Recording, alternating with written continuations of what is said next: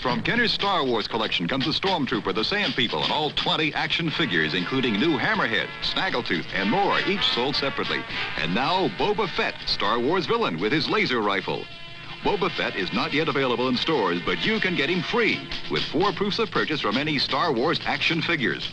Details on specially marked packs at participating stores. Offer ends May 31st. Star Wars action figures sold separately from Kenner. Okay, so that was another commercial for more figures. Obviously, we just had one for the early bird figures, but this is for, like, you know, all those other figures that people definitely wanted. And there was a good assortment there. They also mentioned Boba Fett, which was cool. I believe Boba Fett was in episode 4. For some reason, I was like, wait, is Boba Fett in episode 4? And for some reason, I couldn't remember if he was. I believe he is. I know that he was in 5, and I know he was definitely in 6, because I remember the we'll get to it.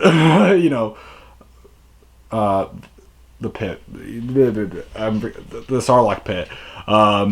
Because he was in that scene. So I'm just trying to remember now if he was in 4. I know he was in 5. Yeah, I believe he was in 4. Yeah, he must have been in 4. I don't know why it's confusing me. Whatever.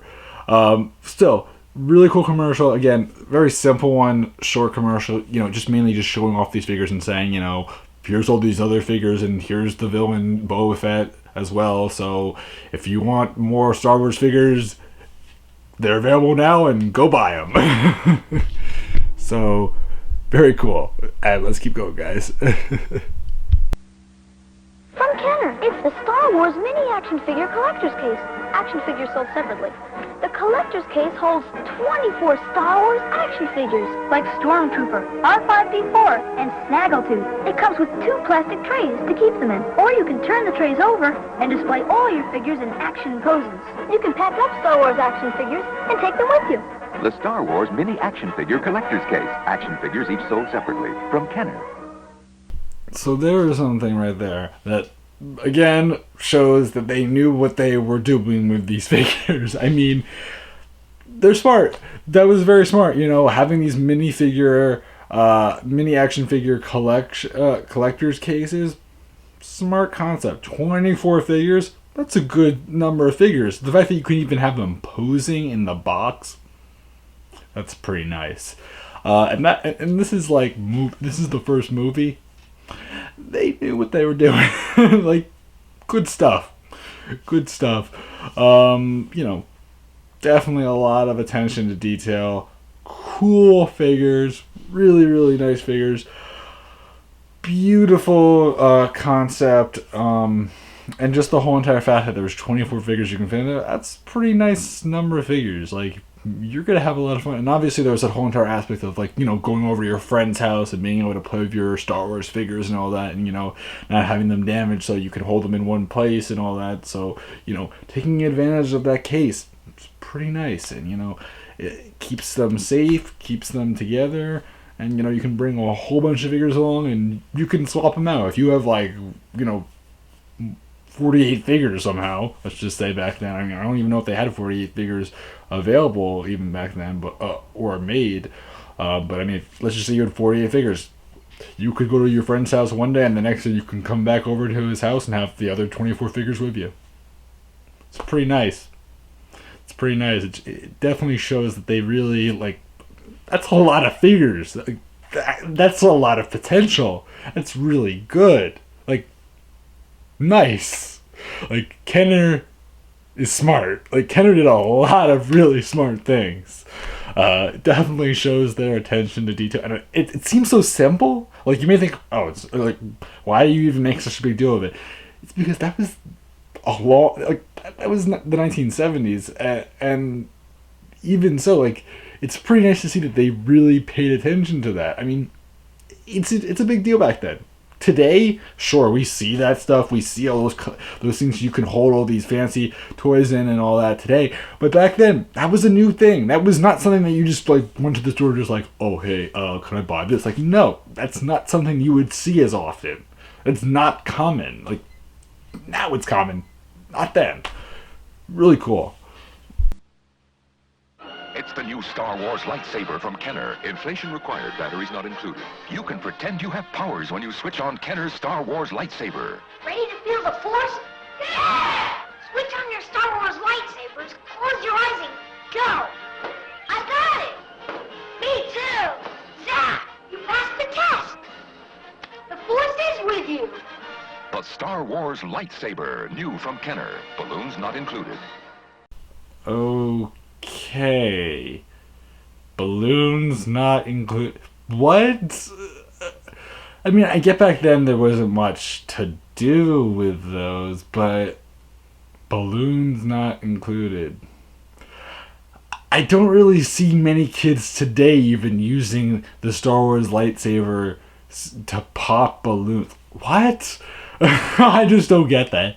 Obviously, one thing to also note was, unlike today's Star Wars lightsabers, those did not have the retractable saber. Like, if you had the lightsaber, you're gonna have the whole thing out. You can't, like, you know, put it on your belt and leave it on a belt or something like that. They didn't think that way. Like, back then they weren't thinking of that. They were thinking, oh, I'm just gonna have it right out.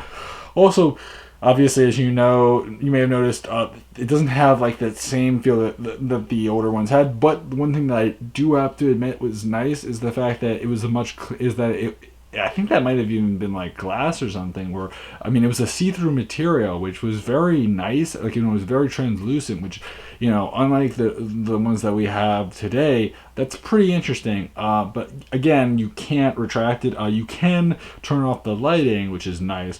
But, you know, it's just really fascinating to see how simplistic it was. But, you know, there was compared to today, where there's a lot of things that I'm sure they wanted to do back then, but they didn't do.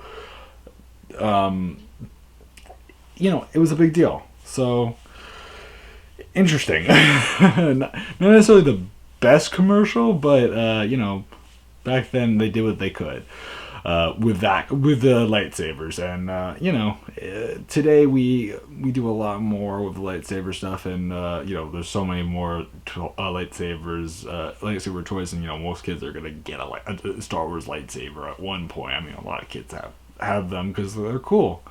And today's ones are a lot better than those. Not saying that the classic isn't good, but by comparison, it's a lot harder to really have that everywhere because you'd have to, like, you know, have it all the way out all the time. Like, today, you can have that, like, holstered to your belt.